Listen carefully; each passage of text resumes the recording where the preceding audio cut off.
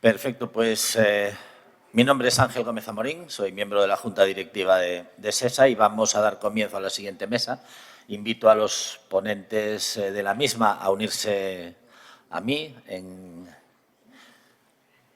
Andrés, creo que te han puesto aquí.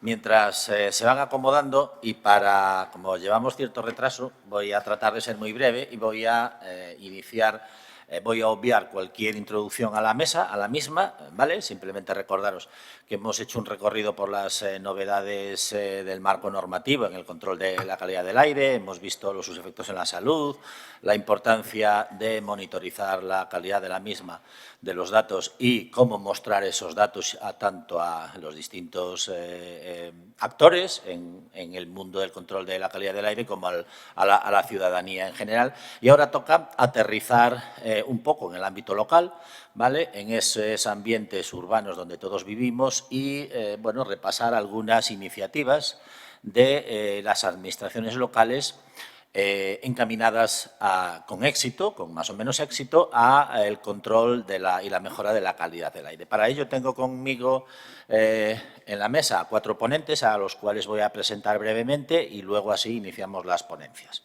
En primer lugar, Andrés Alonso López es licenciado en Ciencias Químicas y máster en Tecnologías del Medio Ambiente por la Universidad del País Vasco. Es funcionario en el Ayuntamiento de Vitoria-Gasteiz y, entre otras cosas, ha coordinado la Agenda Urbana 2030 de Vitoria-Gasteiz y, en la actualidad, es el jefe de Servicio de Sostenibilidad, Clima y Energía en dicho ayuntamiento. Él nos va a hablar sobre la importancia del planeamiento urbanístico como instrumento para modular y para velar por la calidad del aire que respiramos. En segundo lugar, Beatriz Murillo Esteras es ingeniera química por la Universidad de Zaragoza, doctorada en Ingeniería Química y Medio Ambiente por la misma universidad y trabaja en el Servicio de Sostenibilidad y Desarrollo Sostenible de la Oficina de Medio Ambiente, Acción Climática y Salud Pública de dicho Ayuntamiento de Zaragoza. ¿Vale? Actualmente es la que gestiona y coordina la red de control y vigilancia de la calidad del aire de Zaragoza. Ella, por supuesto, nos va a hablar de la red como sistema de monitorización y de puesta a disposición del público en general de los datos de calidad del aire como medio para controlar la exposición de la ciudadanía. Ángeles Cristóbal López es licenciada en Ciencias Químicas y en Sociología y ha trabajado en distintos puestos en la administración pública en el área de medio ambiente siempre, ¿no? Desde 2008 presta servicios en el Ayuntamiento de Madrid y actualmente es la subdirectora general de Sostenibilidad en el área de medio ambiente y movilidad del Ayuntamiento de Madrid. Siendo la responsable del Sistema Integral de Vigilancia, Predicción e Información de la Calidad del Aire en dicha ciudad y también del Departamento de Educación Ambiental. Ella nos va a contar cómo podemos impactar de forma positiva en la calidad del aire a través de determinadas iniciativas en el ámbito local, como pues la regulación, ordenación del tráfico, etcétera, ¿no? Y, por último, pero no menos importante, Ana Gómez Gutiérrez es doctora en Ciencias Ambientales por la Universidad de Barcelona. Desarrolla su carrera profesional en la Agencia de Salud Pública de Barcelona desde el año 2007 en el ámbito de la salud ambiental. Actualmente es la jefa del Departamento de Salud Ambiental en dicha agencia y coordina y dirige los planes y actuaciones en el ámbito o dirigidos a controlar los riesgos ambientales para la salud. Y Ana, al igual que Ángeles, también nos va a hablar de algunas iniciativas en el ámbito local para reducir o mejorar la calidad del aire que respiramos, pero en este caso, en vez de Madrid, pues en Barcelona. Nada, damos paso a las ponencias, que es lo importante, y Andrés, te invito a que comiences tú.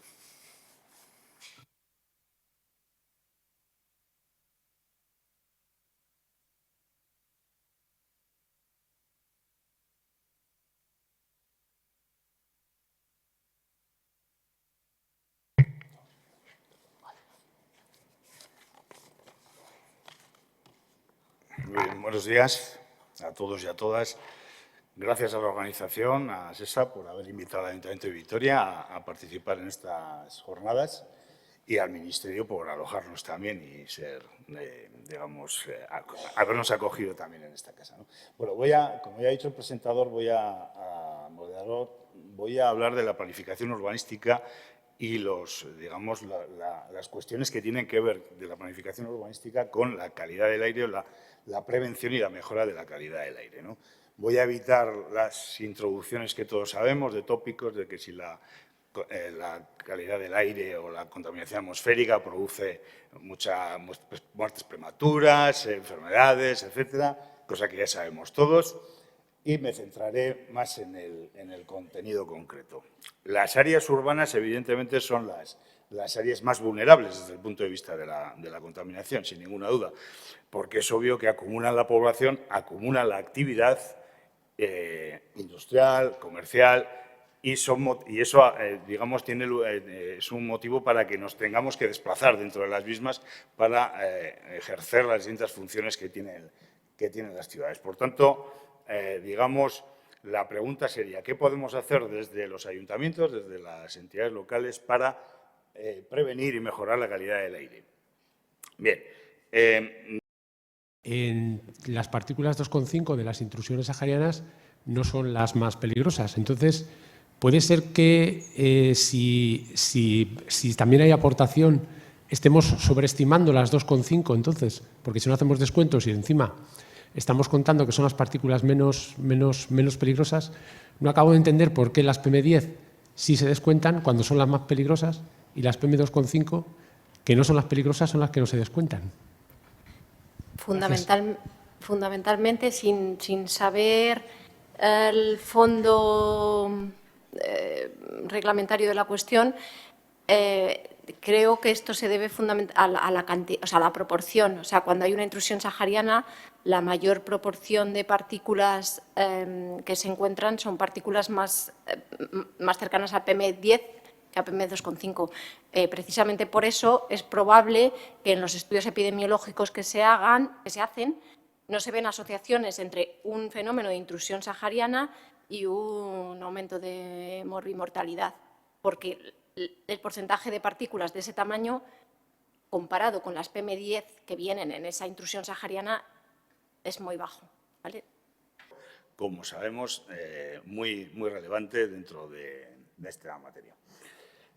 La planificación urbanística, además, va a permitir integrar lo que llamamos no espacios verdes, sino algo que tiene que ver con otra dimensión, que es la infraestructura verde urbana. No hablamos de espacios de lavazado, luego lo veremos, sino algo que está trabajando en red y que permite que los servicios ecosistémicos de esas cuestiones a las que estoy refiriéndome ahí aporten un valor significativo a lo que es la reducción y la prevención de la contaminación atmosférica.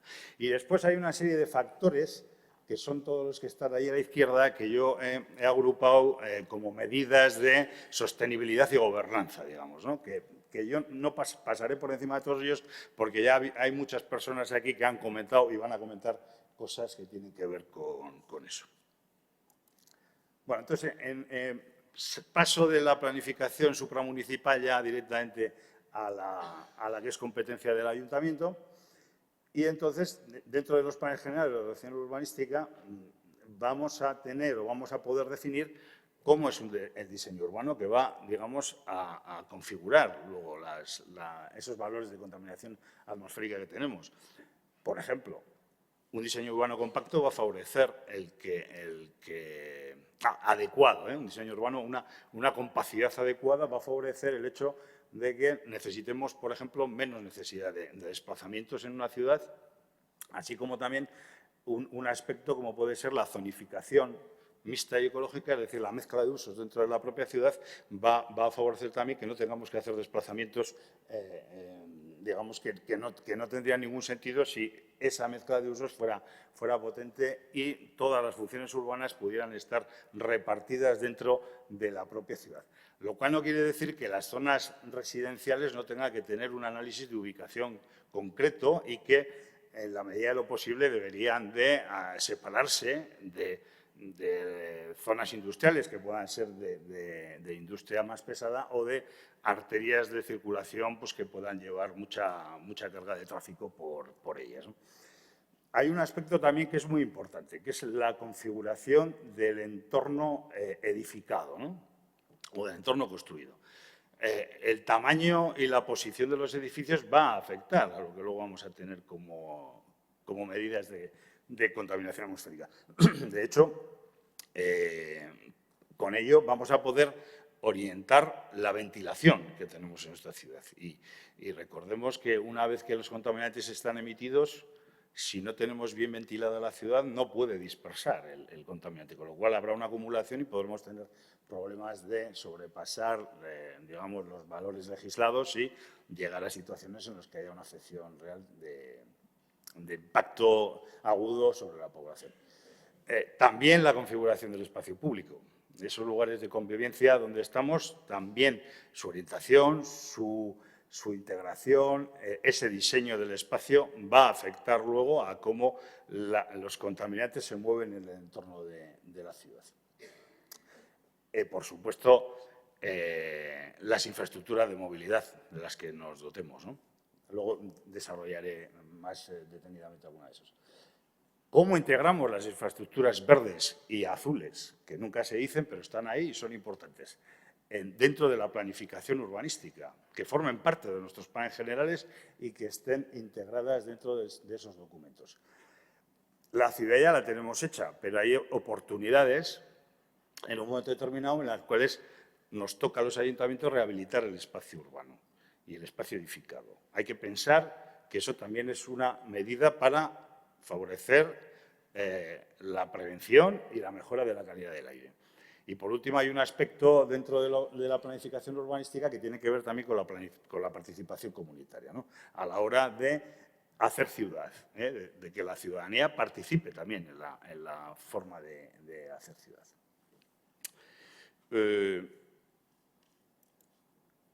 Bueno, en el ámbito de la movilidad, por destacar otra de las cuestiones, claro, desde el propio plan general o desde la propia planificación podemos apoyar a que la movilidad en la ciudad sea predominantemente en modos activos, es decir, sin el uso de vehículo privado, y desarrollar una infraestructura peatonal que permita acceder a los espacios y a los distintos usos de la ciudad de una manera peatonal, digamos. Y lo mismo con la infraestructura ciclista. Nos va a hacer, digamos, el que tengamos una potente infraestructura peatonal y ciclista nos va a permitir que esos desplazamientos en la ciudad puedan realizarse de una manera favorable en esos dos modos frente a lo que sería la movilidad privada en vehículo convencional. Llevas la mitad del tiempo, Andrés. La mitad. O sea, que me queda la otra mitad. Vale. Eso, hay que ver lo positivo siempre. Vale. Eso que tiene que ver también con otra actuación, que es la potenciación del transporte público, que es el medio, digamos, más democrático de moverse, digamos, en la ciudad para toda la ciudadanía. Y si es electrificado, mejor, porque nos va a evitar, de alguna manera, el tema de los vehículos tradicionales. Apoyando la infraestructura de recarga de vehículo privado y apoyando también la micromovilidad privada. Factores como la gestión de la demanda, por ejemplo, el tema de herramientas de coche compartido, también pueden ser una herramienta eficaz para reducir la contaminación. Y, por supuesto, luego herramientas innovadoras sobre control de tráfico, semafórico, zonas de bajas emisiones, que yo creo que ya se han comentado y se van a comentar, entonces no entraré demasiado, y todo aquello que tiene que ver con incentivos para la modificación del comportamiento de la ciudadanía, ¿no? Que pueden ser incentivos fiscales, subvenciones u otro tipo de incentivos. Con respecto a la infraestructura verde y azul, insisto, claro, la cuestión está en ¿qué se suele hablar de infraestructura verde? Bueno, pues está formada normalmente por parques y jardines urbanos, por cubiertas y muros verdes en los edificios. Hay zonas igual en el espacio público que no permiten desarrollar jardines en el suelo, pero sí podemos tener cubiertas y pared y envolventes en los edificios que pueden servirnos también para reverdecer una ciudad, que en definitiva ese es el objetivo. En el cual además podemos instalar sistemas de drenaje urbano sostenible que permiten la infiltración, mejoran la función del arbolado, tenemos también estanques y lagos urbanos, anillos verdes y azules que rodean las ciudades, y todo ello también con participación comunitaria, ¿no?, dentro de lo que es la propia desarrollo de una infraestructura verde. Que, como digo, lo importante es que no sean deslavazadas, zonas que estén aisladas, sino que de alguna manera intentemos que formen una red que trabaje en conjunto, unida a través de distintas sendas, los grandes parques de la ciudad, etcétera, etcétera. Y por último ya serían las medidas de sostenibilidad, que algunas de ellas tienen que ver con la planificación sectorial. Yo creo que es muy importante que los entes locales desarrollemos estrategias o planes sectoriales que tienen que ver con, afectan a la calidad del aire. Obviamente, uno concreto sería un plan directo de calidad del aire, pero no solo eso. Hay planes como el de clima y energía que afectan directamente a la calidad del aire, o planes como el de movilidad sostenible que también afectan directamente a la calidad del aire. Y todo ello, desde mi punto de vista, integrado en una estrategia global que puede ser la estrategia de desarrollo sostenible o lo que sería la agenda urbana de una ciudad, ¿no?, que le da coherencia a todo la documentación, a toda la planificación esa sectorial que tenemos ahí. El resto, pues ya están comentadas, los controles de emisiones, las redes de monitoreo, datos, temas de información y comunicación a la sociedad, educación, sensibilización, incentivos económicos.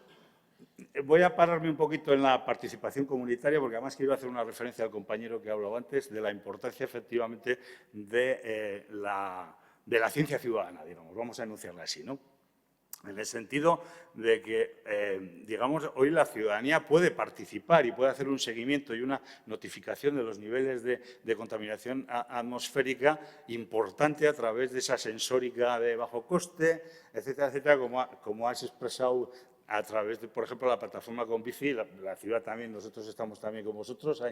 Bueno, nosotros estamos, los ciclistas urbanos de Vitoria están ahí metidos, pero tenemos una colaboración y un nivel de entendimiento bueno, pues porque de alguna manera, bueno, pues aportan datos que pueden ser interesantes para la toma de decisiones posteriores, ¿no? Entonces, es importante, y eso permite además que se tome conciencia de la importancia de la participación y de que tengamos una transparencia también en los datos. Termino con la última de aquellas cuestiones. Es importante también, yo creo que se ha dicho, pero igual hay que destacarlo, la coordinación interinstitucional. Las distintas administraciones que operamos en un territorio debemos de coordinarlos para que esto vaya por buen camino y al final redundar en la mejora de la calidad del aire y del bienestar de la ciudadanía. Paso a comentaros varios ejemplos, porque ya seguramente ya me quedará solo un tercio, ¿no?, de la cuestión. Algo, bueno, lo hago rápido. He elegido algunos ejemplos de lo que puede ser actuaciones en un municipio que tienden, en teoría, a mejorar la calidad del aire. Por ejemplo, la extensión de las redes de transporte público. Y si son electrificadas, mucho mejor todavía, ¿no? Por ejemplo, en nuestra ciudad lo que estamos haciendo es extender a casi todos los barrios, o a la mayor parte de la ciudad, a través de una interacción entre la comunidad autónoma y el propio ayuntamiento, la red de tranvía, ¿no?, la red de tranvía que se está desarrollando de una manera muy importante, y el propio ayuntamiento está con planes de electrificación completa de la flota de autobuses, pero ya tiene funcionando una cosa que llamamos el autobús, el BEI, bus eléctrico inteligente, que ya tiene una ruta completa de circunvalación de la ciudad y que es la línea más usada de todo el transporte público de la ciudad, y que se va a extender al resto de la misma para establecer un sistema de transporte público tranviario y de bus electrificado para toda la ciudad, que tiene frecuencias disminutarias, que puedes acceder a todos los puntos de la ciudad en un tiempo razonable y que, por tanto, facilita ese transporte a todos los sitios. Bueno, no es que a nosotros nos guste hablar mucho de que la movilidad privada haya que moverla, sino que efectivamente lo que hay que hacer es reducirla. Pero bueno, como sabemos que es necesaria, de alguna manera también aquella que sea la imprescindible, que sea de una manera electrificada. Por tanto, estamos favoreciendo en la ciudad la instalación de puntos de recarga de vehículo eléctrico en espacios públicos. Se ha hecho a través, por ejemplo, de concesiones demaniales de 84 espacios, en los cuales al ayuntamiento no le ha costado digamos, en principio, en desarrollar la inversión y, sin embargo, además está incluso cobrando un canon por la instalación de esos puntos de recarga. Con los cuales disponemos ya, por ejemplo, a nivel de espacio público de 120 puntos de recarga que pueden facilitar el hecho de que la persona que decida comprarse un vehículo, pues apueste por un vehículo de eléctrico puro. 2 minutos, Andrés. 2 minutos. Otra estrategia relacionada también con la movilidad puede ser la potenciación del coche compartido. Hoy tenemos herramientas que nos permiten desarrollar experiencias en este tipo de cuestiones, el carpooling famoso. Estamos desarrollando una experiencia desde septiembre de 2023 en las cuales estamos promoviendo un coche compartido a los polígonos industriales. Los motivos, desplazamiento de trabajo. 40.000 personas se desplazan hacia los polígonos industriales que están en el extrarradio de la ciudad, de las cuales 25.000 van en coche privado y van normalmente solos. Bueno, pues esta iniciativa está permitiendo que más de 500 personas usuarias se hayan apuntado a este coche compartido y que se hayan evitado, o que se estén realizando en coche compartido más de 50.000 desplazamientos hacia esas zonas industriales con una reducción en lo que llevamos de un año de unos 100 toneladas de CO2, pero no solamente eso es lo importante, sino que también eso de alguna manera hace comunidad, de alguna forma. Entonces, bueno, iniciativas de este tipo que son desarrolladas en principio con financiación y empresas privadas, pero bueno, que luego vienen a ser apoyadas o han venido a ser apoyadas por el Ayuntamiento, pueden ser interesantes para prevenir y mejorar la calidad del aire. Y por último, ya con el tema de la infraestructura verde, bueno, os he traído aquí una representación de lo que supone la infraestructura verde en el Ayuntamiento de Vitoria. Como veis, está constituida por unas zonas que rodean lo que es el casco urbano, que es lo que llamamos anillo verde y azul. Destaco lo de azul porque hay unos humedales Ramsar a 3 kilómetros del centro de la ciudad, lo cual es un tema importante y que además han formado parte de una estrategia de adaptación al clima, porque esos ríos que dan lugar a esas lagunas se desbordaban y producían inundaciones en las zonas industriales. Y con la realización de esas medidas blandas de recuperación de esos humedales se han evitado y han funcionado, las obras hechas para evitar esas inundaciones de la zona y además hemos recuperado unos humedales antiguos y se ha producido una mejora en la biodiversidad absoluta de la zona y que contribuye también a la calidad del aire sin ninguna duda.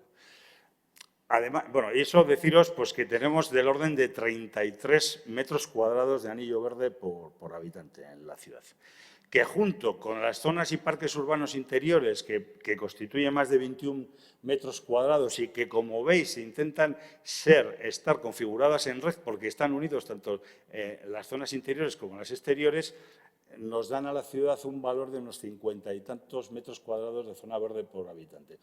Eso seguro que tiene una acción clara sobre la calidad del aire, porque esa infraestructura verde lo que está haciendo es, de alguna manera, purificar el aire, absorber contaminantes, promover una racional temperatura en la ciudad, lucha contra el cambio climático, etc.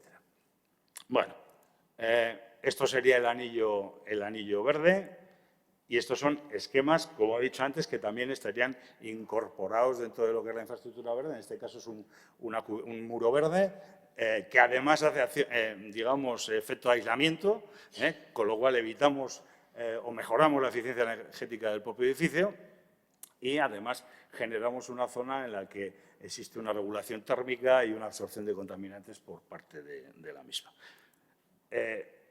Otra vuelta de tuerca es renaturalizar ciertos espacios que ya tenemos en la ciudad, como son los patios escolares, que nos permiten hacer, además de acción, cambio climático, mejora de calidad del aire, también acción educativa, acción de desarrollo, de sensibilización y concienciación. Y, por último, contaros solamente este proyecto, que integra un poco el tema de la movilidad, el tema de la infraestructura verde, el tema de otras cuestiones de gobernanza, de participación ciudadana.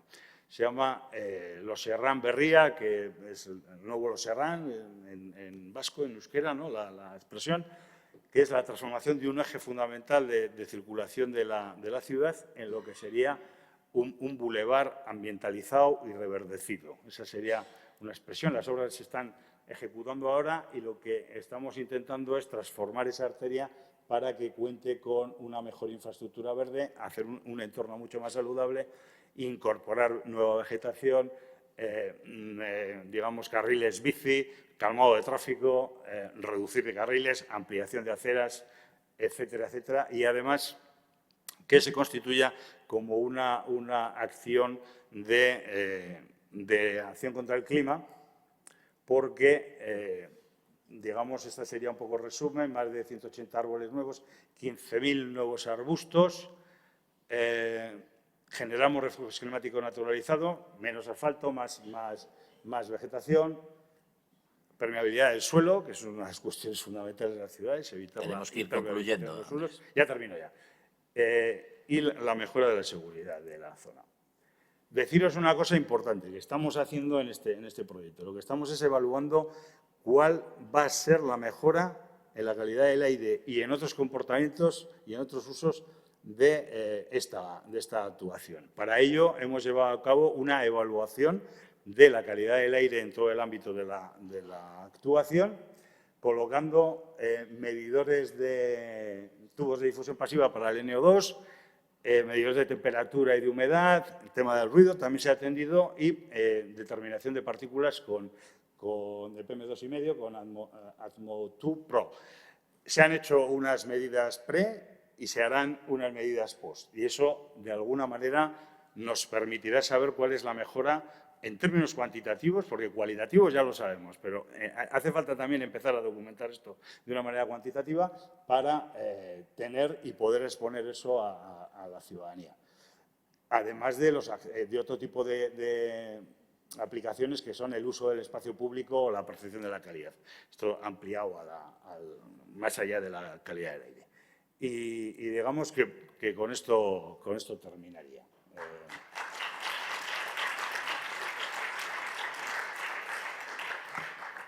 Pasamos a la siguiente ponencia de Beatriz Murillo.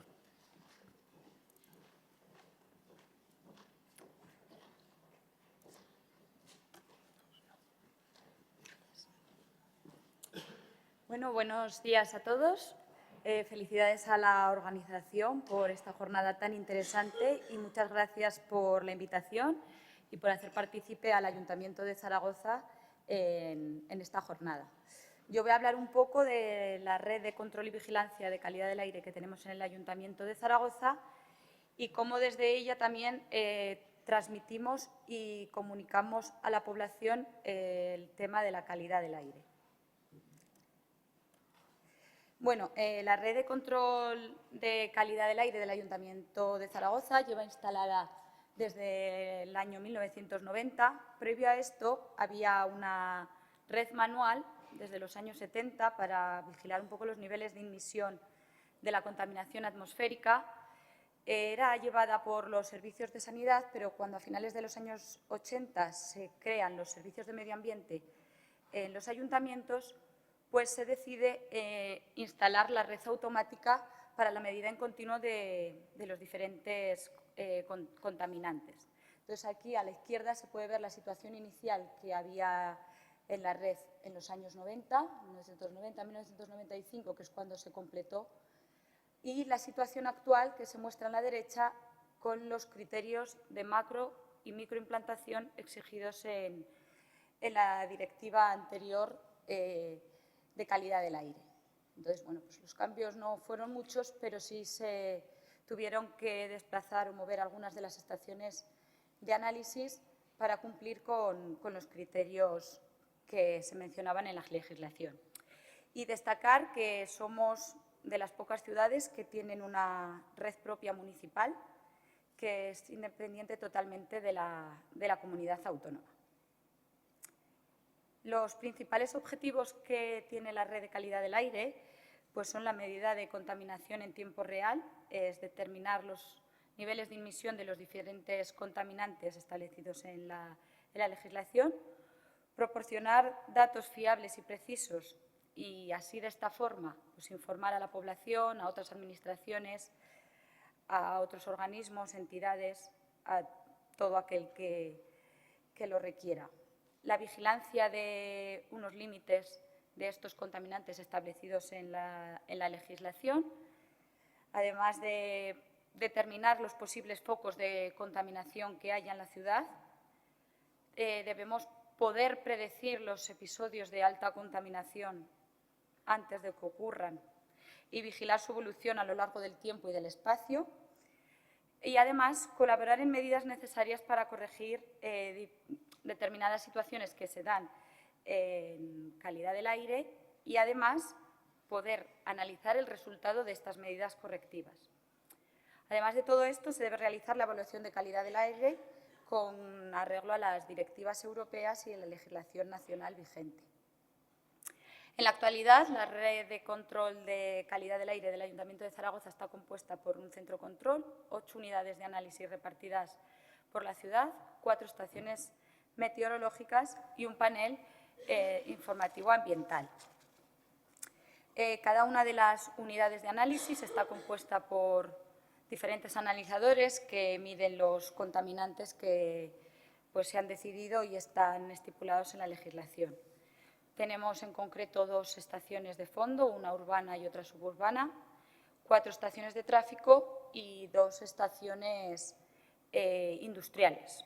También una urbana, puesto que tenemos industria integrada en la ciudad, y otra suburbana.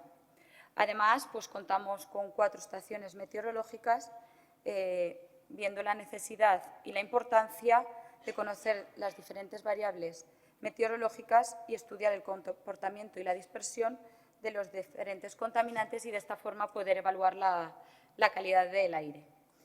Todos los métodos que se emplean en estas estaciones, aunque no dan datos oficiales, por así decirlos, me hablo de las meteorológicas, pues están de acuerdo a la normativa.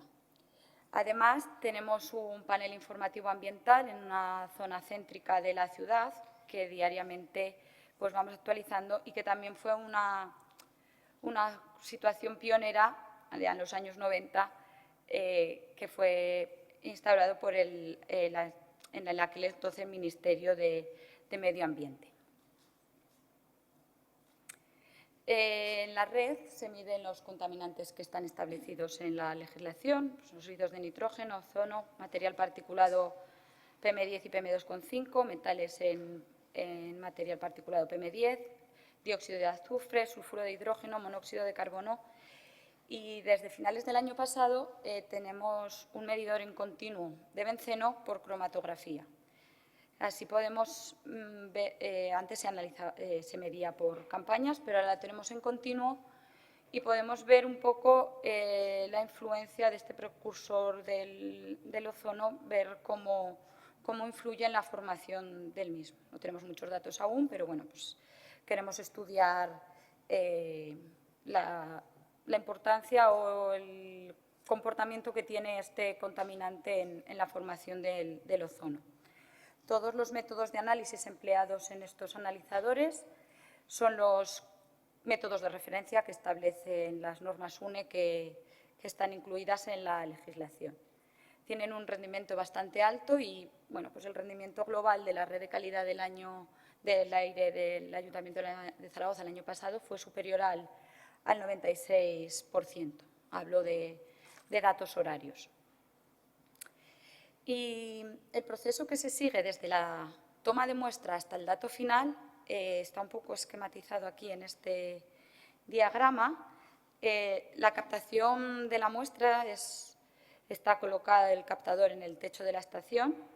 Los analizadores funcionan de forma continua 24 horas todos los días del año y analizan la muestra recogida y dan los niveles de concentración de los diferentes contaminantes.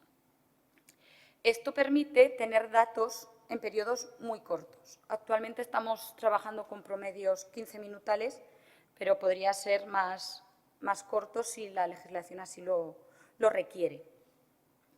Estos datos que se registran son almacenados en un adquisidor o concentrador de datos y de forma cíclica se mandan tanto al servidor municipal para que sean colgados como datos abiertos a la web, como al Ministerio, que es el que se encarga de enviarlos a Europa. Son transmitidos o son gestionados en el centro de control, donde mediante un programa de gestión son validados y comprobada la fiabilidad de los mismos. Para asegurar la fiabilidad de los datos, pues hay que llevar un plan de mantenimiento muy estricto, tanto preventivo como correctivo, y hacer las comprobaciones periódicas que requiera tanto el fabricante como la legislación, como en momentos puntuales que vemos un episodio o detectamos unos valores anómalos que requieran pues, los equipos. Hemos consumido la mitad del tiempo. Vale, voy bien, yo creo. Es entonces cuando están validados los datos, cuando se lleva a cabo los informes de calidad ambiental y la evaluación de los datos de la red. Bueno, ahí a la derecha está un poco esquematizada una estación de análisis por dentro, donde están las botellas de calibradores, todos los analizadores que hay, los concentradores de datos y demás equipamiento. En el centro de control de la red es donde diariamente realizamos la validación de datos mediante un software específico, tanto gráficamente como con tablas para ver un poco los valores de contaminantes que tenemos. Además, seguimos la evolución diaria, semanal, mensual de estos contaminantes para buscar tendencias y, a su vez, poder detectar anomalías o casos de contaminación que tengamos en la ciudad. Aquí, por ejemplo, aquí abajo, en la gráfica de más abajo, he mostrado un análisis de un episodio de contaminación que tuvimos en la ciudad, donde vimos unos valores altos de sulfuro de hidrógeno. Y comprobándolo con la meteorología que teníamos en la misma estación, vimos que solo los detectábamos cuando teníamos un viento sureste, una dirección de viento determinada. Entonces, de esta forma, pudimos ir cerrando un poco hacia el foco de contaminación y poder, iba a decir actuar, no podemos actuar nosotros, pero sí avisar. Y que el foco o la industria que estaba teniendo esas emisiones de sulfuro de hidrógeno tomara las medidas oportunas para reducir los valores. Además, diariamente realizamos predicción de contaminación a 48 horas. En este sentido, Zaragoza fue pionera cuando en el año 2008 se instaló el sistema de predicción de la calidad del aire precoz, que fue desarrollado por el Centro de Investigaciones Energéticas, Medioambientales y Tecnológicas, por CIEMAT, en un convenio con el Ayuntamiento de Zaragoza. Este modelo de predicción usa, que aún lo tenemos en activo, usa como datos de entrada, como inputs, el inventario de emisiones, los datos meteorológicos, tanto los propios de la red como los que tiene AEMET, los datos de inmisión que se registran en las diferentes unidades de análisis y modelos de dispersión de meteorología y de contaminantes. Y lanzaba una predicción de 4 contaminantes que se puede ver en estos mapas de aquí de la derecha. Son los mapas que lanza este sistema de predicción para los NOx, material particulado PM10, dióxido de azufre y monóxido de carbono. Estos mapas son bidimensionales y tienen una resolución de 100 por 100 metros. Además de usar estos mapas, que son propios de nuestra ciudad y usa datos de nuestra ciudad, también usamos para las predicciones los episagramas que recibimos diariamente de AEMET, que nos sirve un poco para comprobar la predicción que lanza Precoz, si es correcta, si está sobreestimando o infravalorando la los valores de emisión de los contaminantes. Además, por parte del Ministerio, cada día o cada 2 días recibimos la predicción de intrusión de masas de aire africano en superficie que se ha hablado anteriormente y empleando el modelo de Barcelona Data Regional Center, pues también podemos dar avisos a la población de una posible intrusión de estas masas de aire del sur que podrían incrementar los niveles de partículas. Para comunicar y sensibilizar a la población acerca de los temas de calidad del aire, bueno, pues como he comentado antes, tenemos un panel informativo ambiental en el centro de la ciudad que diariamente mostramos los datos validados del día anterior. Si existe ha existido alguna superación de los valores límite que estipula la legislación, mostramos los mapas que he mostrado antes de la predicción que viene de Precoz y, bueno, pues algunas recomendaciones a la población, pues, por ejemplo, pues si se ve que puede ser posible un episodio africano que afecte a la ciudad. Además, mostramos otra información de carácter ambiental importante, como puede ser los niveles de polen que nos los facilita el Colegio Oficial de Farmacéuticos por un convenio con el Ayuntamiento. Una herramienta muy útil que tenemos para la comunicación a la población sobre los temas de calidad del aire son las visitas que realizamos al Centro de Control de la Calidad del Aire, de todos los niveles educativos, desde quinto, sexto de primaria, que ya pueden entender un poco los conceptos de contaminación atmosférica, hasta bachiller, universidad, centros de formación de adultos, universidades de la experiencia, universidad general. Y aparte de explicarles un poco en qué consiste la red de calidad del aire, tenemos en las mismas instalaciones municipales una de las estaciones remotas, que se convirtió, por así decirlo, en aula, ¿no? Pues se abre una parte con una cristalera y pueden ver los analizadores en funcionamiento. A la estación no se puede entrar porque las condiciones tienen que estar controladas para que el funcionamiento de los equipos sea óptimo. Entonces, es una forma de dar a conocer lo que se hace en la red de calidad del aire y a la vez tener información de cómo la población recibe los mensajes que desde aquí estamos lanzando, ¿no? Porque hay unos debates que, la verdad, son muy interesantes. Además, tenemos el portal de calidad del aire en la web municipal, donde hay una gran cantidad de información acerca de la red, de la calidad del aire y relacionado con la salud. Y también se muestra de forma horaria el índice de calidad del aire, con unas caritas, pero bueno, el código de colores es el que se establece en la orden ministerial. 2 minutos. Muy bien, gracias. Y ya, bueno, casi por último, es hablar del nuevo sistema de predicción de contaminación atmosférica que estamos trabajando y desarrollando junto con CIEMAT, ejecutado por supercomputación, que va a poder permitirnos predecir la contaminación a nivel de calle. Además de los contaminantes que ahora mismo pues, predecimos, vamos a poder predecir material particulado PM2,5 y ozono. Este sistema de predicción emplea modelos de última generación a macro, meso y microescala, tanto de meteorología como de dispersión de contaminantes, llegando a una resolución espacial muy elevada de 5 por 5 metros cuadrados, que son, o sea, que para una ciudad es muy buena. Esto nos va a permitir, pues estamos aún todavía en pruebas, pero ahí se ve un mapa de la ciudad con la contaminación de óxidos de dióxido de nitrógeno y, aparte de ver una predicción de la contaminación, nos va a poder facilitar la localización de, por así decirlo, de hotspot que tengamos en la ciudad para poder medir en ellos directamente con la unidad móvil que vamos a adquirir y poder tomar medidas o plantear medidas para, por así decirlo, dispersar esa contaminación o actuar frente a esos puntos que pueden ser más perjudiciales para la ciudadanía.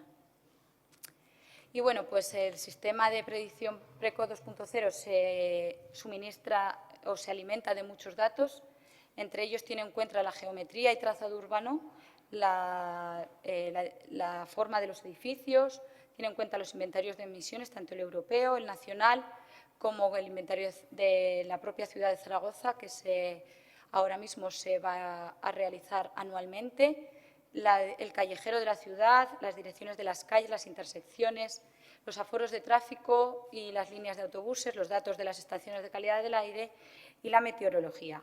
Y, por último, decir que desde el Ayuntamiento de Zaragoza pues, se trabaja en elaborar planes y programas de actuación para cumplir con los objetivos de calidad del aire. Tenemos desde 2019 el protocolo de actuación frente a episodios de alta contaminación por óxidos de nitrógeno, con 4 niveles y 4 escenarios de actuación. Y, bueno, hoy en día estamos trabajando en los planes de acción para el material particulado, pero, bueno, pues tenemos una dificultad con la contribución de fuentes naturales, así que estamos ahora mismo en una campaña para la especiación del material particulado y ver dónde de verdad podemos actuar. Y esto es todo. Muchas gracias por su atención.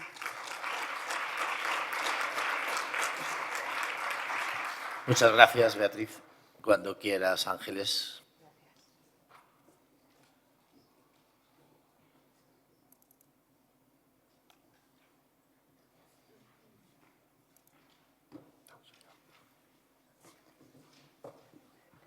Buenos días. Muchas gracias a la Sociedad Española de Sanidad Ambiental por invitar al Ayuntamiento de Madrid a esta jornada. Muchas gracias al Ministerio de Sanidad por alojarnos y muchas gracias a todos los asistentes, ¿no?, por permanecer aquí y estar atentamente escuchándonos. Bueno, a mí me pidieron que hablara de tráfico y zonas de bajas emisiones. Claro, viniendo de Madrid tampoco me extrañó y dije, bueno, pues venga, hablamos de tráfico. Nosotros estamos todo el día prácticamente hablando de tráfico los que trabajamos en calidad del aire. A ver, estoy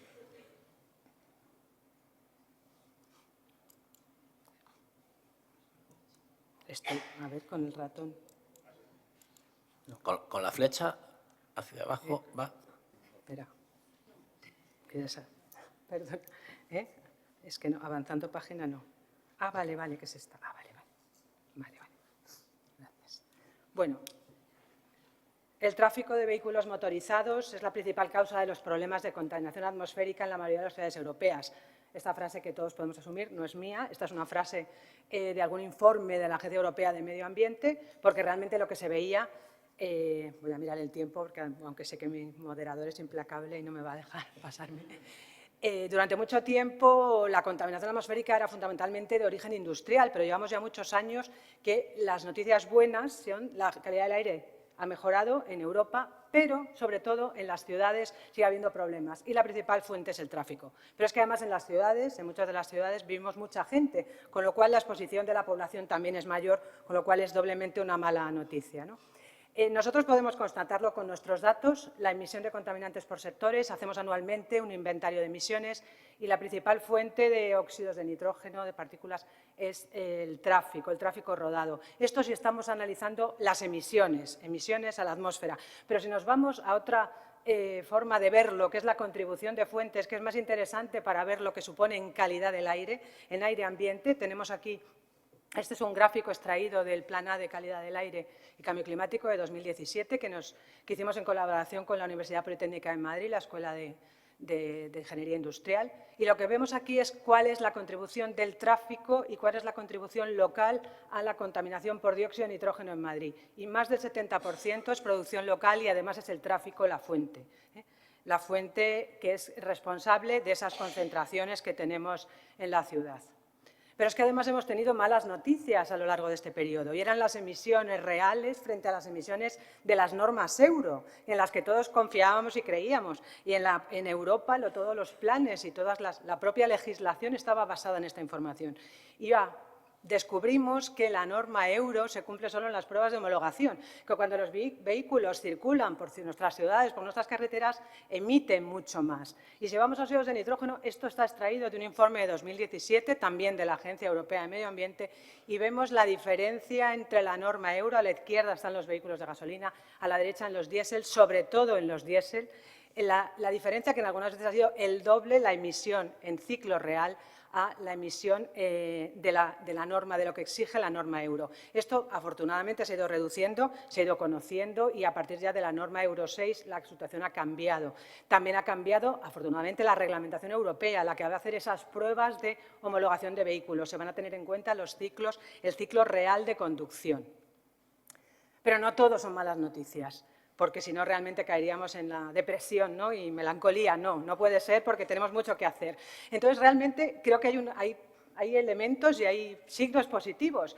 Hay una aceptación general de que la población, a pesar de algunos que dicen que no, que la contribución del tráfico a la calidad del aire de las ciudades es importante. Alguien todavía lo duda, pero yo creo que la mayoría de la población estamos seguros de que tiene mucho que ver. Pero es que además también hemos visto que no solamente las medidas tecnológicas son suficientes, sino que hay que ir más allá. Y entonces yo creo que tenemos ya la población ya es una aliada para esos cambios importantes que son fundamentales, esos cambios de hábitos si queremos mejorar la calidad del aire. Bueno, esta es una foto de la primera vez que en un panel de los accesos a Madrid se habló de alta contaminación.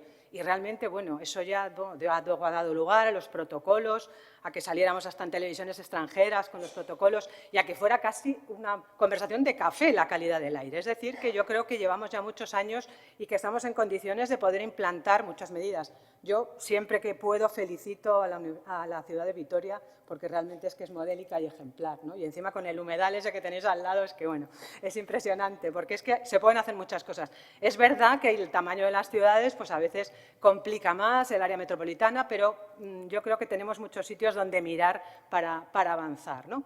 Entonces, realmente lo ha explicado fenomenal y está casi todo, ¿no?, ahí contemplado en lo que ha dicho Andrés Alonso, ¿no? La reducción de tráfico. ¿Qué elementos hay que considerar?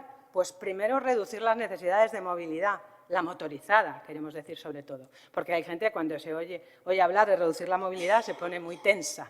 Pero esto es fundamental, el urbanismo, la ordenación del territorio, el modelo de ciudad, los servicios de proximidad, él ha hablado, la descentralización de los servicios, la ciudad de los 15 minutos de la que ahora se habla y sobre todo París está tomando unas iniciativas muy interesantes. La movilidad laboral. Ahora mismo tenemos unos niveles de teletrabajo que no hubiéramos soñado años antes, por desgracia, por una causa tan dura como fue la pandemia. El transporte público es fundamental. Si queremos reducir el uso del vehículo privado, tenemos que mejorar el transporte público. La movilidad activa, la movilidad ciclista, la peatonal. Y priorizar actuaciones en determinados entornos. Eso ya veremos exactamente y también se ha hablado aquí, ¿no? Podemos también poner el foco en mejorar y en reducir el tráfico en determinadas zonas donde pueda haber población expuesta y donde va a mejorar mucho su calidad de vida.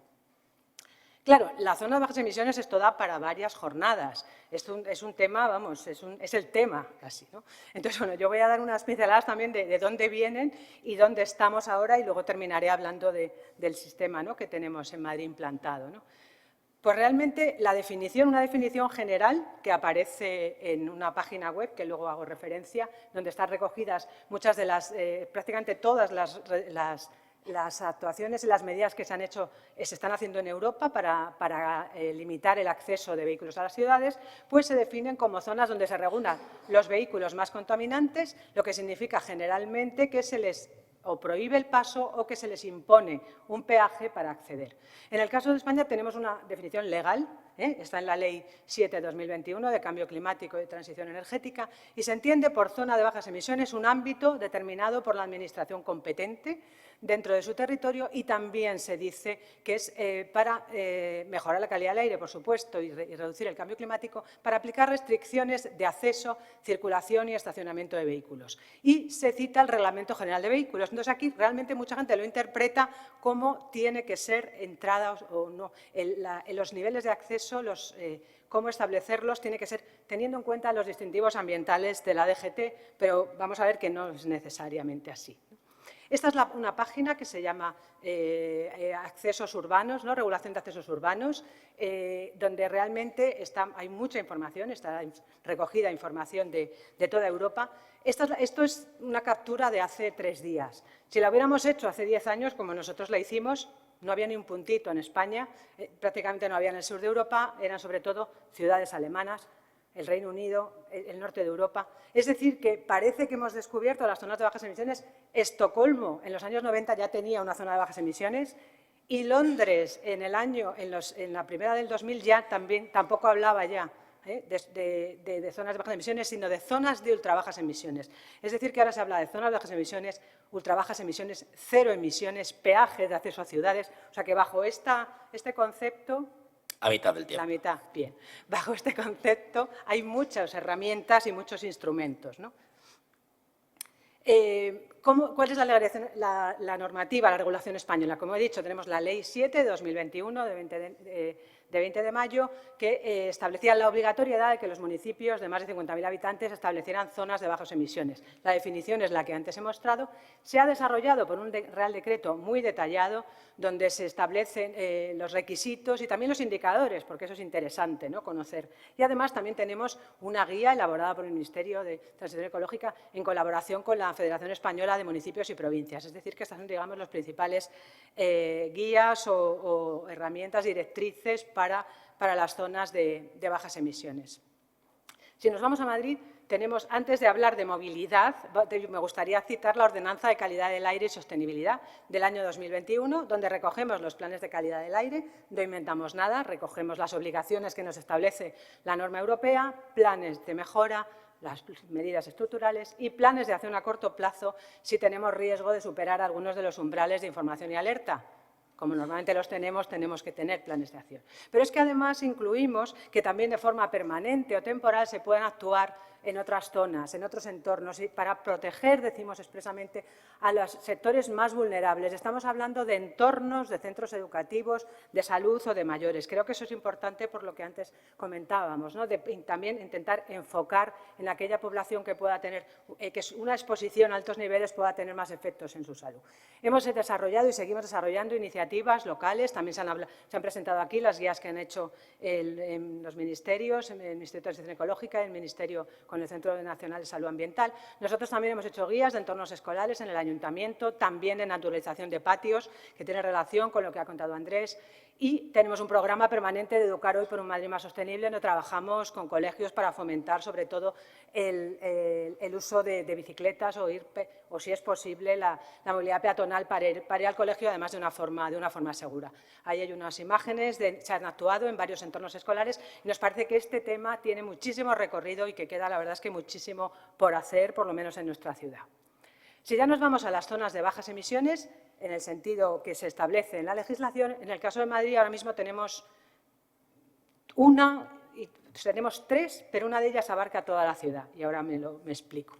Ahora mismo la Madrid, zona de bajas emisiones, se implantó a partir del año 2021 y se ha hecho de una manera gradual por anillos de circulación, es decir, interior M30, exterior M30, ya toda la ciudad, con una distinción de las personas que están domiciliadas en el impuesto de vehículos de tracción mecánica en Madrid o no, y en teoría, si todo va bien, el 1 de enero de 2025 toda la ciudad será zonas de bajas emisiones. Esto implica que ningún vehículo sin distintivo ambiental podrá circular por la ciudad, salvo algunas excepciones que son muy limitadas, históricos, movilidad reducida, y es lo que en principio está previsto para el 1 de enero de 2025. Pero además hay otras dos zonas que se llaman de especial protección. Una de ellas es el Distrito Centro y otra es Plaza Elíptica. Bueno, la del Distrito Centro tiene todavía más historia detrás, porque realmente la primera zona de bajas emisiones se llamó Madrid Central y además esa zona lo que hacía era modificar un poco las condiciones, pero también tenía un precedente que eran las áreas de prioridad residencial, que llevaban tiempo funcionando. Entonces, tenemos la primera fase fue áreas de prioridad residencial, 2018 con la primera ordenanza de movilidad Madrid Central y ahora es Distrito Centro. Es una zona que tiene… es prácticamente el distrito centro de la ciudad y es de las más exigentes de Europa en cuanto a limitación de accesos. Solamente pueden circular libremente, atravesar la zona, los vehículos con distintivo eco y cero, los vehículos que tengan distintivo B o C solamente si van a aparcar en la zona y luego hay una serie de excepciones para actividades y para determinados colectivos. Pero, como digo, es muy estricta, pero solo abarca ese centro de la ciudad y como digo, ha tenido esa evolución desde las áreas de prioridad residencial, Madrid Central, Distrito Centro. La plaza elíptica es mucho más nueva, es desde enero, se creó en el año 21 y funciona desde el año 22. Y las medidas no son tan estrictas como la zona distrito centro, sino que son los vehículos en incentivo ambiental. Es decir, se ha adelantado la medida que se va a poner en marcha en el año 2025 a esa zona, también con una serie de excepciones para residentes o para algunos colectivos, ¿no? La implantación de estas zonas conlleva una inversión importante tanto en la instalación de cámaras de control como luego en todo lo que es el procedimiento sancionador para poder hacer efectivo, ¿no? Y entonces, realmente, hay muchas más medidas que se han implantado en Madrid sobre tráfico, por supuesto, pero no es imposible hablar de todas ellas. Yo me atrevo a dejar como unas pinceladas, como unas, no sé si recomendaciones o reflexiones, ¿no?, de cómo podemos tener éxito, ¿no?, con un plan de calidad del aire, en un plan de calidad del aire en ciudad, que va a tener mucho que ver, claro, las emisiones de tráfico, ¿no? Lo ideal sería tener unas herramientas que nos permitan conocer bien cuál es la contribución del tráfico a la calidad del aire y para poder plantear unos escenarios, para poder plantear unas medidas que efectivamente podemos decir que no pase ningún vehículo, que no sea cero, pero no nos van a dejar. Entonces, casi a lo mejor pues tenemos que primero estudiarlo bien, hacer una graduación y ver también lo que implica, ¿no?, lo que implica, a qué colectivos les puede afectar y cómo se pueden, qué alternativas hay a esas reducciones, ¿no?, del uso de vehículos privados. Entonces, nosotros ahora mismo estamos trabajando con lo llamamos SIMAD, todavía no lo hemos presentado en público, Simulación Madrid, con una herramienta precisamente que nos permita evaluar cómo, haciendo determinadas hipótesis, ¿no?, de reducción de tipo de vehículos, no solamente va a ser de tráfico, también vamos a considerar el sector residencial, que también tiene su contribución. Estamos trabajando con una empresa especializada en telefonía móvil y con la Universidad Politécnica de Madrid para intentar poder definir esas medidas y cómo van a afectar tanto en las emisiones de contaminantes como en los niveles de calidad del aire y en la exposición de la población. Por eso es muy importante los datos de telefonía móvil. ¿Dónde están las personas también? O sea, no solamente dónde estoy midiendo, sino qué exposición, qué personas pueden estar presentes en esa zona y también con la posibilidad de analizar los espacios, como digo, en entornos donde pueda haber población más vulnerable. Un impacto en salud es fundamental. Yo creo que de las colaboraciones en las que estoy más contenta es trabajar de la mano de Madrid Salud, como lo hacemos. Aquí está mi compañera Consuelo. Creo que hemos puesto en marcha el sistema de alertas de salud ambiental, que estamos ahí todavía porque queremos hacer predicciones, y las herramientas a veces no es tan fácil hacerlo, porque muchas veces trabajamos mucho, pero realmente llegamos a toda la población. Eso es lo que tenemos que seguir mejorando. Implicar a todos los departamentos. No puede ser que los planes ambientales sean de medio ambiente, que vamos ahí como, ¿no?, ahí haciendo, ¿no?, exposiciones y llorando y que nadie nos haga caso. Y amplia información a la población. Es realmente muy complejo. Si miras la página web del Ayuntamiento de las zonas de bajas emisiones, es muy complejo entender cómo son y a quién afecta. Necesitaríamos más tiempo antes de implantar estas zonas, más participación con oficinas públicas. Yo vi que en Londres, cuando se hizo la zona de ultrabajas emisiones, estuvieron 1 año y pico con oficinas en la ciudad informando a la gente qué era aquello, ¿no? Entonces, bueno, la evaluación continua es absolutamente necesario, ¿no? Y luego, además, es necesario un respaldo jurídico. O sea, no puedes ponerte a hacer determinadas medidas si no tienes una ordenanza que te avale, porque si no, vamos, los tribunales te van a crujir, ¿no? Y sobre la movilidad, bueno, ya hemos hablado de muchas cosas, pues hay algunas que son ya evidentes, ¿no?, como contemplar la mejora del transporte público. No solamente son autobuses más limpios, en muchos casos hay que rediseñar las líneas, fomentar la intermodalidad, la reducción de la capacidad viaria. Claro, esto es absolutamente imprescindible, seguir aumentando las zonas peatonales, fomentar la movilidad ciclista, fomentar la movilidad activa es fundamental para reducir el tráfico, pero para una mejor calidad de vida y para mejor salud, ¿no? Eso también lo sabemos, ¿no? La disuasión o limitación del acceso de vehículos, hay muchas medidas también, por supuesto, las tasas de aparcamiento, las medidas en general, las medidas fiscales, ¿no? Peajes, algunas ciudades han planteado peajes. En España da miedo hasta estudiarlo, ¿eh? A lo mejor hay que estudiarlo, yo no quiero decir que, pero quiero decir que habrá que estudiar todo, habrá que ver todas las alternativas para ver cuál es más eficiente. Y, por supuesto, la información a la población son nuestros aliados, pero además, ¿cómo no van a serlo si estamos queriendo entre todos mejorar la salud, ¿no? Yo creo que que sí, que podemos con ello, que sí, que podemos hacer muchas más cosas y que vamos a mejorar la calidad del aire, a pesar, David, de esa directiva que tenemos, que madre mía lo que nos va a costar, pero yo creo que tendremos que hacer mucho, pero conseguiremos que en 2030 tener mejores niveles todavía de lo que tenemos ahora. Y nada más, muchas gracias. Muchas gracias, Ángeles. Bien, pasamos a la siguiente ponencia, Ana.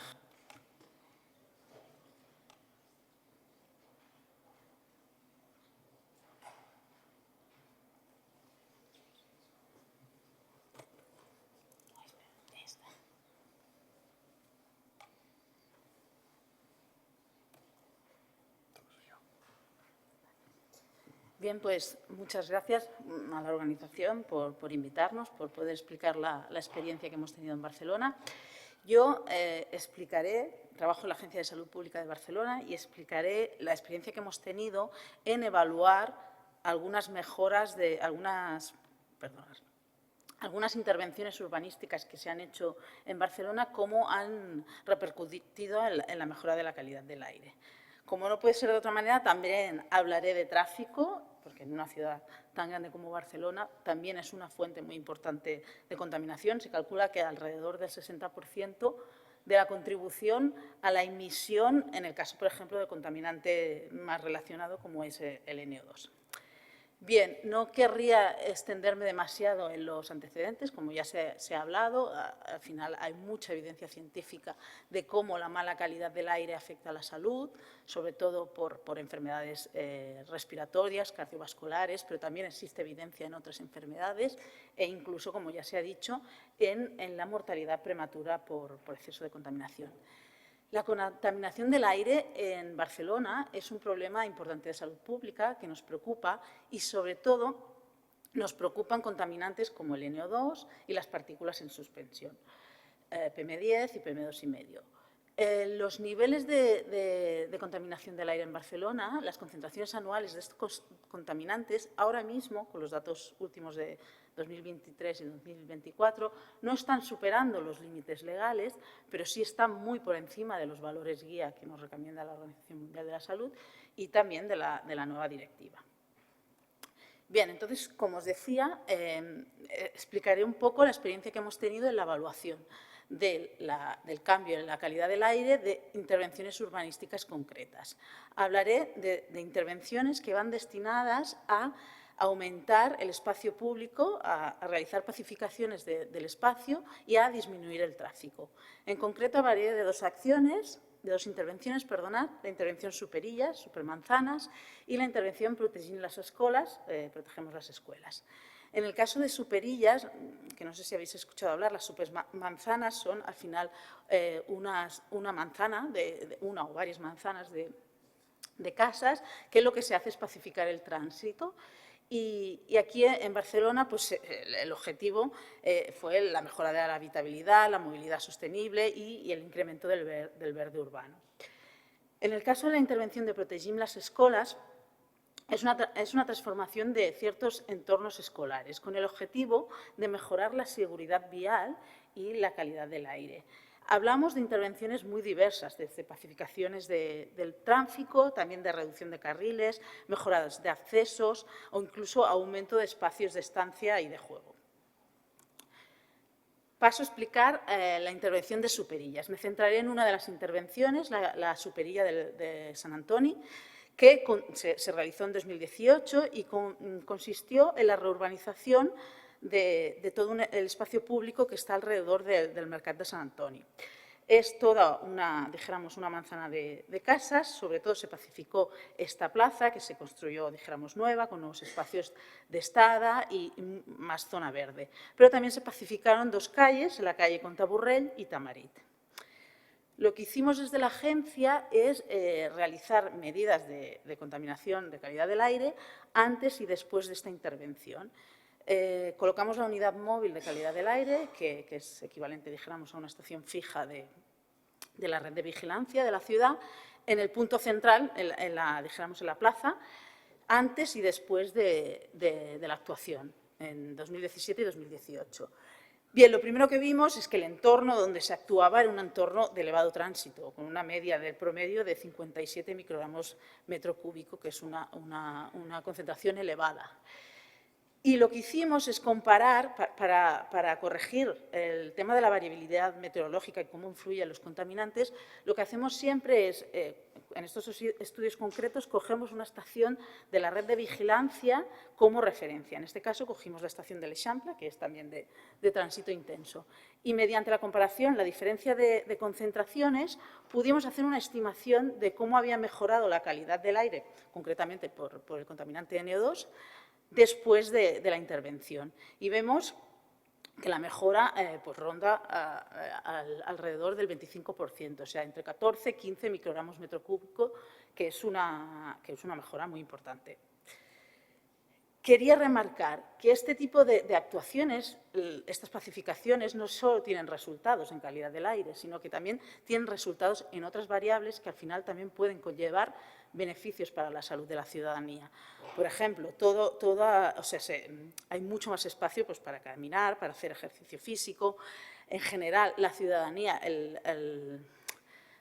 los vecinos del entorno valoraron muy positivamente la pacificación, tanto porque tenían la percepción de que mejoraba la calidad del aire, pero también el ruido, porque tenían más espacio para socializar y para hacer ejercicio físico.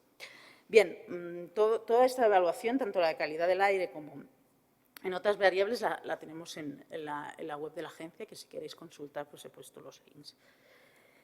Y bien, ahora quería explicar también el programa de Protegim las Escolas. Como os decía, lo que se hizo es actuar en los entornos de bastantes escuelas con actuaciones muy diversas, pero en general destinadas a mejorar la seguridad vial y también la calidad del aire. Bueno, aquí hay algunas de las fotografías. El programa se desarrolló en varios años y se actuó en bastantes escuelas. Nosotros pudimos evaluar los programas de 2021 y de 2022 y 2023. El 2022 y 2023 todavía estamos acabando los informes, así que os presentaré el de 2021, en el que hicimos también un estudio, dijéramos, preintervención y posintervención, en que escogimos 15 escuelas intervenidas, donde se hacían actuaciones diversas, pero como un colectivo de escuelas intervenidas, y 13 escuelas controles donde no se intervino. Entonces, hicimos medidas tanto antes de la actuación como después. Hicimos un estudio con difusores pasivos que se han comentado antes de NO2, que si bien la medida es más indicativa que las medidas de los analizadores, pero sí que nos permite tener muchos más datos y dijéramos, en muchos más puntos. Y lo que pudimos, bueno, en la gráfica se muestran las concentraciones que se observaron tanto en el post como en el preintervención, en el grupo de comparación, en el grupo de intervención y según tipo de actuaciones, la de alejar el tráfico, reducción de carriles o la pacificación. Lo que nos pasó aquí fue que las concentraciones que observamos en el post, en general, eran más elevadas que en el momento pre, por el tema de la variabilidad de los contaminantes con la variabilidad meteorológica. Lo hicimos en periodos del tiempo, porque no pudo ser de otra manera, diferentes, o sea, en noviembre, por ejemplo, y en junio, entonces había esta variabilidad. Y lo que hicimos fue, entonces, ver el cambio en el porcentaje post-intervención, que es la figura de la derecha. Y así, en el global de la intervención, pues no pudimos ver diferencias significativas. En realidad, los porcentajes del grupo comparación y del total de intervenciones, así como por tipo de intervención, pues eran bastante similares. La mitad del tiempo.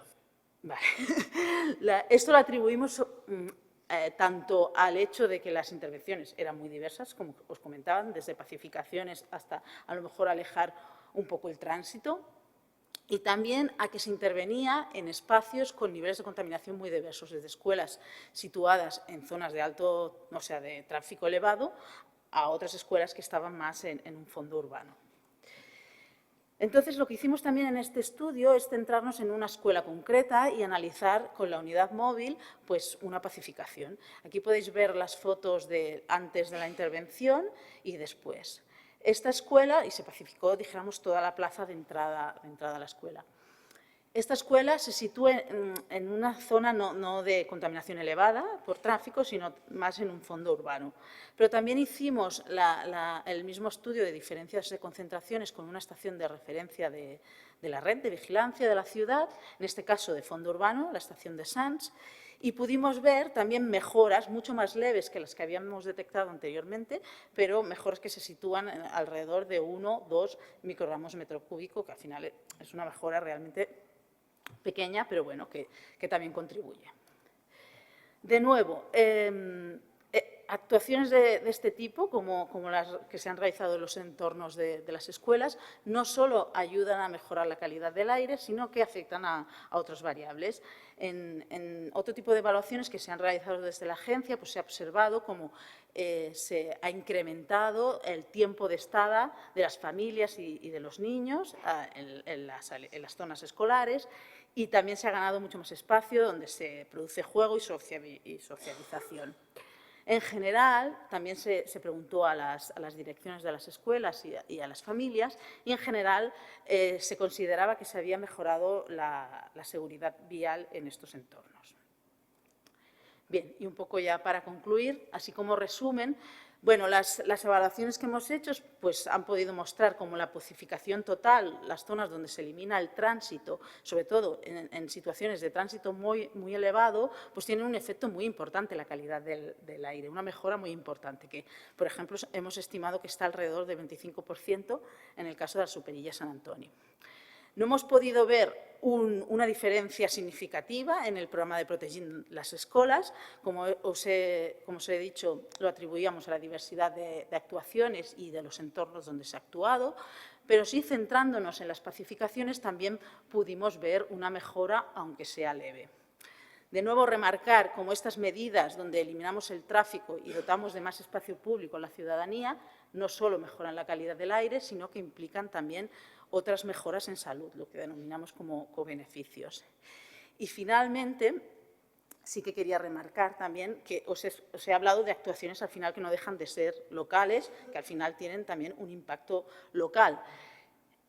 Pero la situación de calidad del aire, dijéramos, en Barcelona necesita de medidas mucho más globales y contundentes. Algunas están en cursos. Por ejemplo, hay una zona de bajas emisiones, como también se ha hablado, en la ciudad de Barcelona. Pero al final necesitamos, dijéramos, medidas contundentes que nos hagan reducir el número de vehículos que circulan para poder llegar, dijéramos, a la nueva directiva y a mejorar la calidad en global de la ciudad. Bien, y eso es todo. Muchas gracias. Muchas gracias, Ana. Bien, llegado a este momento, seguimos con un cierto retraso, pero como no ha sido culpa de los ponentes de esta mesa, a los cuales, en primer lugar, quiero agradecer el haber recibido con tan buen talante las presiones del moderador, ¿vale? Tenemos 5 minutitos para alguna pregunta que haya concreta, rapidita y bien dirigida.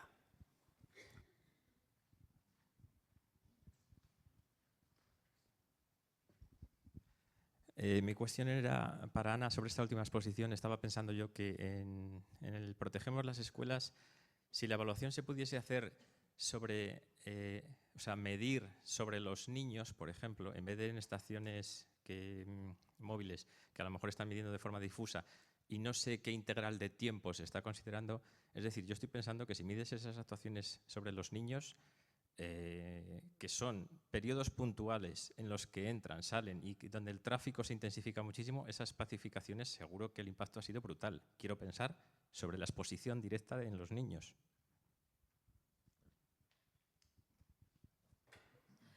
Sí, pues es interesante. La verdad que nosotros no nos lo planteábamos.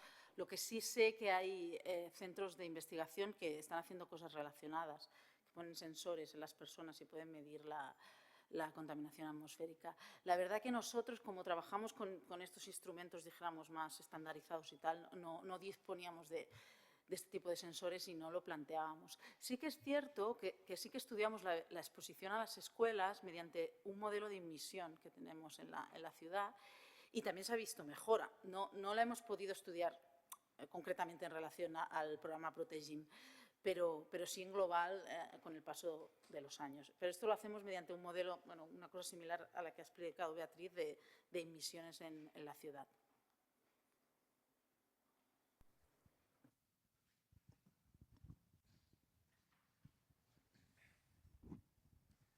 Hola, bueno, a mí la impresión que me ha quedado al final es que hay pánico a tocar el coche, la impresión que me queda al final, no de todo.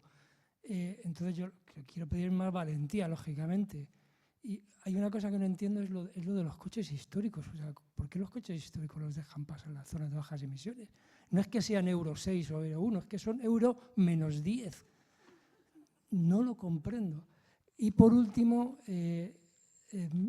quisiera pedir que dejarais de llamar al coche vehículo privado, porque vehículo privado, o sea, semióticamente, el lenguaje de los significados, le estamos dando un estatus que no se merece. O sea, el vehículo privado también es mi bicicleta. Entonces no le llamemos vehículo privado, llamémosle coche, o si somos valientes, llamémosle vehículo privado contaminante, que es lo que es, al fin y al cabo. Gracias. ¿Alguna otra pregunta?